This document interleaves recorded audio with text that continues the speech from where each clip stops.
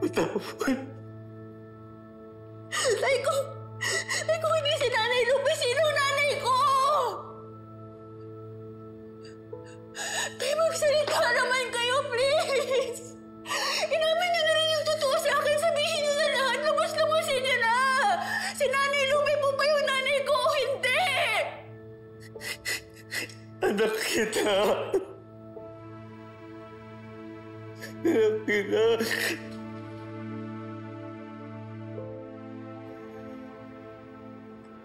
Unless... Bale yung nanay ko po yung ka-blood type ko. Posibleng A o B. O kahit na AB. Ang imposible lang naman dito kung ang nanay at tatay mo is parehong blood type O, imposibleng maging anak ka nila.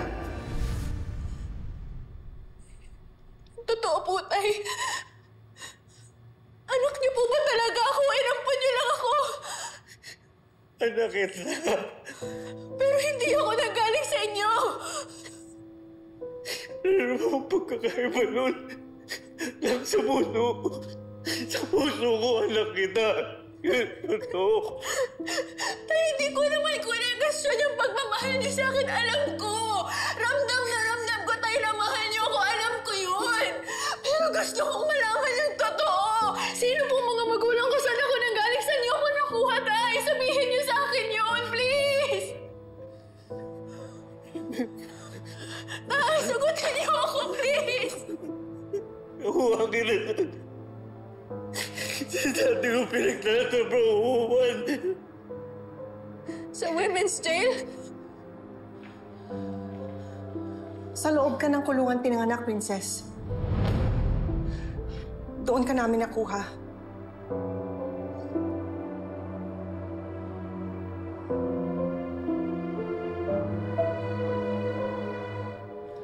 Sinong anak ni Mami pinagsasasabi mo? I'm her daughter. Her only daughter, okay? Hindi yun totoo. Hindi ikaw ang anak ni Charlene. Anak kita. Kasama kami sa loob ng kulungan. Buntis kami pareho at inabutan kami ng lindol sa loob. Nagkagulo at lumikas sa mga tao, pero kami ni Charlene na-trap kami.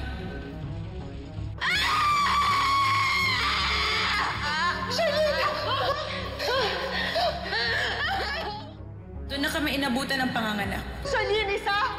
Dalawa! Tatlo!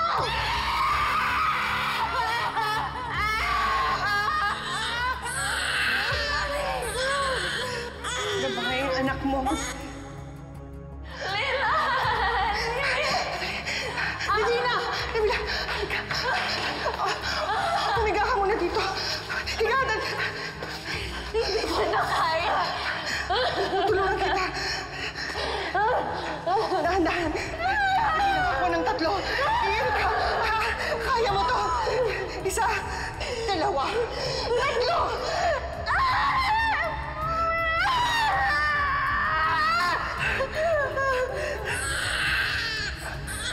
Babae ang anak mo.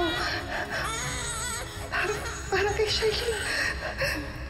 Nawalan ng malay si Charlene. Naisip ko na pagpalitin kayo ng anak niya.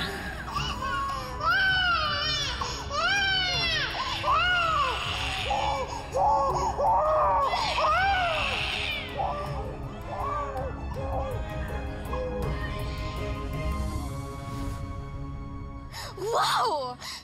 Can I have what you take right now? Because you sound so crazy. Pero yun ang totoo. Hindi ako nagsisinungaling. Sige nga. Kung totoo yung sinasabi mo, kung totoong mami kita, kung totoong anak mo ako, why would you abandon me? Bakit may magbabalit yung sarili mong anak sa anak ng iba? Hindi siya naging madali para sa akin. Hindi. Sinisiguro na nila yung pagkalaya ni Charlene sa kulungan. At siniguro ko na magkakaroon ka ng magandang buhay. Dahil mayaman sila at mabait na tao si Raymond. At ako,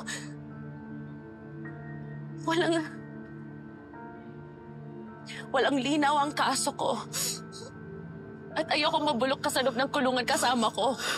Kaya ginawa ko ang lahat, magkaroon ka lang ng magandang buhay. Kaya pinamigay mo ako for my own good. Oo.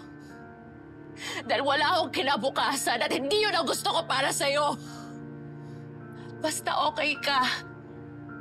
Okay lang na masaktan ako sa panahon na magkalayo tayo. Basta maganda ang buhay mo, masaya na ako.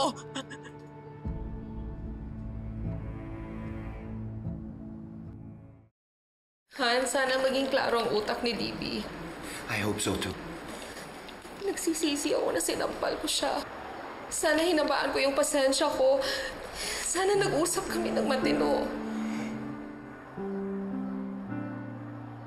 Han, huwag mo nang sisihin ang sarili mo. Iligtas na lang natin siya at kausapin natin. Hindi mo naiintindihan. Kapag may nangyari sa kanya, hindi ko mapapatawad ang sarili ko. She's going to be okay.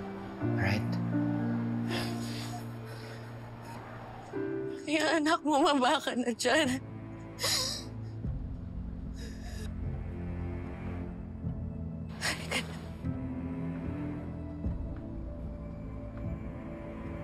Libby, please. Kaya ko patunayan sa'yo ang lahat. Bumaba ka lang dyan. Sumama ka na sa akin.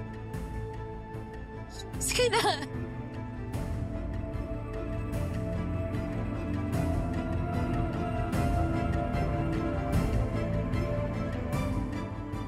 Sumama ka na sa akin. Why would I go with you? Dahil anak kita, Libby. At ang tagal ko nang hinintay ito. Pinura ko ang nakaraan ko. Nagsumikap ako nagpayaman para lang mahanap ka. Kaya nung nakita kita sa sports club, gaan ang loob ko sa'yo.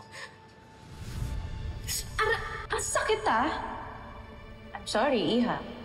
I love your diamond. That must be 5 carat. Fairness, may taste ka. So do you, Miss D. Divina Williams. The owner. Libby. Tapos nalaman ko, anak ka pala ni Charlene. Bakit magkasama si Libby at si Charlene? OMG. Kaya na. Si Libby ang anak mo! Libby!